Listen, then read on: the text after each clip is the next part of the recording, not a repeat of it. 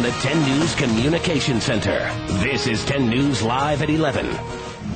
Well, here's one for you. Do you ever have a hard time communicating with your loved ones or even your children? Sometimes your emotional love language can be as different as Chinese is from English. Here today to help us communicate better and teach us about the 5 languages of love is Carolyn Gerard from Relationships for Life. And you're a marriage and family therapist. Yes, I am. So you know what you're talking about here. I've learned, plus I've got a large family. I've got 5 children, and I've been married for 27 years now. So you not only do you have the credentials, you've got the life experience. Let's talk about these languages of love, because a lot of times when we're in relationships, sometimes I think we try to make the other person happy by what we think is something that would make us happy, that would make the other person happy. That's right. I grew up with the golden rule where you treat other people the way you want to be treated. We've all heard that. However, in relationships, I think we need to learn what the other person's love language is. So I call that the golden rule of relationships, to treat other people the way they need and want to be treated. How do you do that? You know, where do you start with that?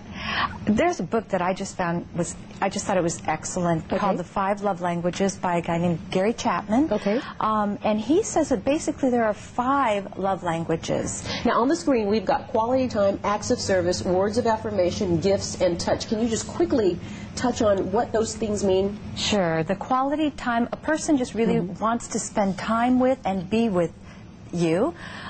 They feel that emotional connection when you sit and be with them. My children, for example, they love for me just to sit and play. Yeah. My husband, he loves for me to just do errands with him, spend that time sitting, watching a show, things like that. Very, very simple. And community. I've learned just recently, like my 7-year-old, she likes me just to sit and watch her dance and sing. And she just keeps looking back to see if I'm looking, and I'm looking, but I'm just discovering that. So that is interesting.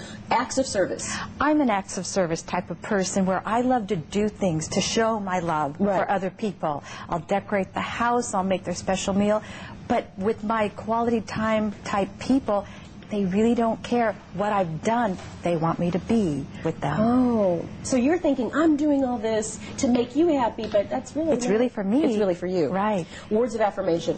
I've got a daughter who's a words of affirmation person. She loves those little the cards that say, honey, I was thinking about you. I called her on my way down. Very good. Just to let her know you're doing a great job. Thank you for, some of the things that she's doing. And our last 2 quickly, gifts and then touch. The gifts person is very easy. You get that token gift that you know that the person really enjoys. Flowers. My sister loves paper. So I'll just, when I'm thinking of her, I'm in the store, I'll buy that little token gift for her. That expresses to her that I really care about her. And then touch, I would imagine, is simple things, just a hug. The hug, the physical contact, the back rubs, things like that. Right. So the 5 love languages, we need to learn those.